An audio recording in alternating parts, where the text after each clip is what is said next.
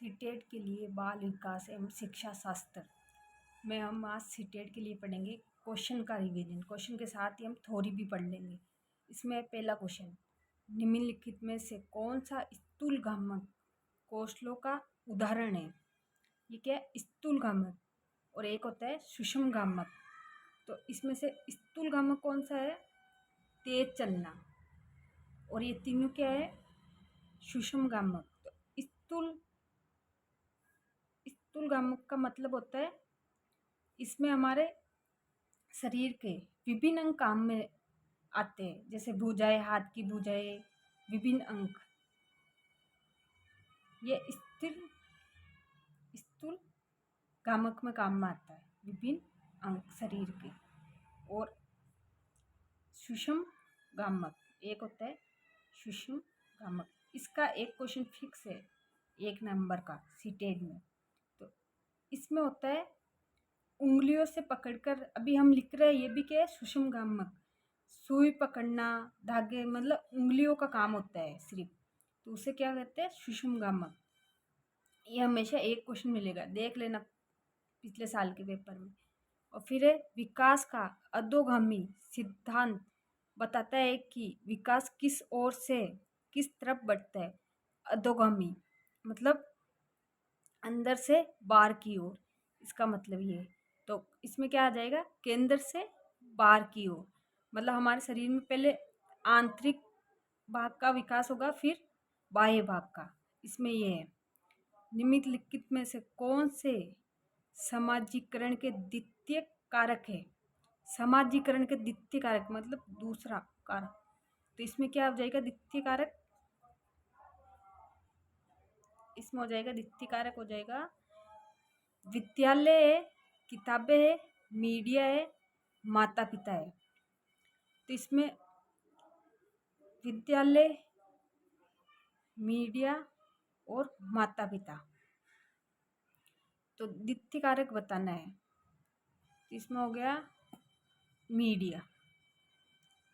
और विद्यालय भी द्वितीय कारक है और किताबें भी द्वितीय कारक है। और माता पिता क्या हो गया? प्रथम कारक। तो इसमें क्या हो गया? A, B, C, इसमें 3 आ गए। ये हो गया, ये द्वितीय कारक होता है। माता पिता हुआ, और क्या बोलते हैं उसमें परिवार, ये सब प्रथम कारक हुए। इसके साथ परिवार, ये प्रथम कारक हुए। और द्वितीय कारक में हो गए विद्यालय, मीडिया, किताबें और समाज, ये सब द्वितीय कारक में आ गए।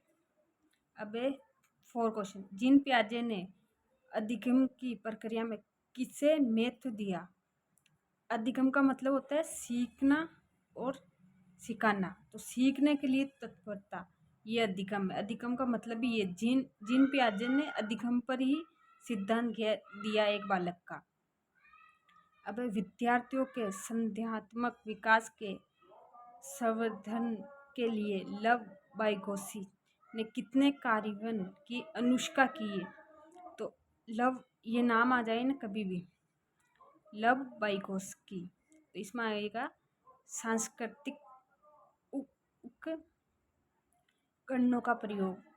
सांस्कृतिक से ही बच्चा का विकास होता है। सांस्कृतिक हमारी संस्कृति के बारे में सीखता है, उसके बारे में जानकारी लेकर उसको आगे बढ़ाता है। विकास बच्चे का इसमें अच्छा होता है। तो इसने संस्कृति पर, हमारी संस्कृति पर दिया है। जब भी ये नाम आ जाए, प्रगतिशील शिक्षा शिक्षण अधिगम प्रक्रिया के केंद्र में किसे स्थान देती है? प्रगतिशील शिक्षा शिक्षण अधिगम प्रक्रिया के केंद्र में किसे स्थान देती है? तो ये प्रगतिशील शिक्षा आ गई। तो इसमें हमेशा बालक को ही प्राथमिकता दी जाएगी पहले केंद्र में, फिर ये अध्यापक सब बाद में होता है, वो भी अधिगम में सिखाने के लिए। किसे? शिक्षा को विद्यार्थी के लिए होगा। यह पठन वैकल्य किस क्षेत्र में प्रत्येक रूप से चुनौती प्रस्तुत करता है? पठन वैकल्य मतलब कमी, और पठन में, तो इसमें क्या होगा? लिखित विषय वस्तु, जिसे पढ़ने में दिक्कत होगी वो क्या है? लिखने में दिक्कत होगी। शारीरिक में नहीं होगी, भावनात्मक, सामाजिक, इसमें नहीं होगी, लेकिन क्या होगी? लिखित, लिखने में। जैसे से को वोज लिख देगा, ऐसे है। अब इसमें 8 क्वेश्चन है। सहयोगात्मक अधिगम का कार्यान्वयन करते समय अध्यापक को क्या करना चाहिए? सहयोगात्मक सहयोग करने के लिए एक समान योग्यता पर आधारित समूह का निर्माण। एक समान योग्यता किसी बच्चे की नहीं होती है, सबकी अलग अलग होती है, तो इस पर इसका निर्माण नहीं करना चाहिए। विद्यार्थियों इसका निर्माण करेंगे तो विद्यार्थियों के माइंड पर जोर आएगा, प्रेशर आएगा।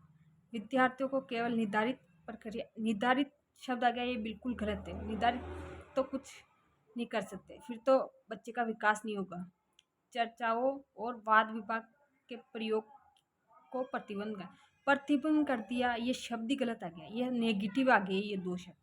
तो इसमें प्रतिबंध कर देंगे तो बच्चे सीखेंगे कैसे? विविध शिक्षार्थियों के समूह बनाना, मतलब अलग अलग विद्यार्थियों का समूह बनाना, ये बिल्कुल सही है। ये सहयोग गुणात्मक है। एक बालक एक दूसरे का सहयोग करेंगे। अब 9 कक्षा में क्रिकेट पर हो रही चर्चा में एक अध्यापक लड़कियों की अपेक्षा लड़कों को अधिक अवसर दे रहा है। ऐसा करके वे क्या कर रहा है? इसमें जेनेटर पूर्वाग्रहों का पालन कर रहा है, मतलब इसमें रूढ़िवाद चुनौतियों को कम कर रहा है। ये तो हो ही नहीं सकता। इसमें ये कर रहा है कि जेनेटर पूर्वाग्रह मतलब पहले के रिवाज को अपना रहा है, ये है इसमें। ये कर रहा है एक अध्यापक कक्षा में, और जेनेटर समानता का अनुसरण कर रहा है, जेनेटर रूढ़िवाद धारणाओं को तोड़ रहा है, ये सब गलत है। ये कर रहा है, पहले की परंपराओं को अपना रहा है। यदि गतिविधि को महत्व नहीं दिया जा रहा है तो विद्यार्थी द्वारा किसका शिक्षण अनुभव करने की संभावना है? बोरियता, मतलब वो जिज्ञासा नहीं होगा, ए रुचि अपनाएगा। इसमें अगर गतिविधि नहीं करेगा, उस गतिविधि नहीं कराएंगे तो ये होगा। अब अधिगम की गति, अधिगम का मतलब होता है सीखना। व्यक्तिगत और वातावरणीय कारकों की पारस्परिक क्रिया पर निर्भर करता है, मतलब व्यक्तिगत और वातावरण भी अच्छा होगा तो बच्चा वही बातें सीखेगा। जैसे वातावरण में रहेगा बच्चा वही सीखेगा। अधिगम का मतलब ये है। तो पूरी तरह व्यक्तिगत कारकों पर निर्भर नहीं, ये वातावरण पर भी होगा, व्यक्तिगत पर भी होता है। बच्चों का समाजीकरण, समाज में बच्चों का समाजीकरण इसमें होगा कि एक जटिल और बहुआयामी प्रक्रिया है। समाज में रहना बहुत जटिल है, लोगों की बातों को सुनना पड़ता है, हर चीज सब चीज़ उसी में आ जाता है। परिवार सब समाज में ही रहकर करना पड़ता है, समाज की बातें भी मानना पड़ता है। लॉरेंस कोलवर्क ने अपने सिद्धांत में नैतिक विकास के कितने चरण प्रतिपादित किए? लॉरेंस कोलवर्क, इसमें से भी फिक्स है, एक क्वेश्चन आता है, ये इसने छः भागों में किया।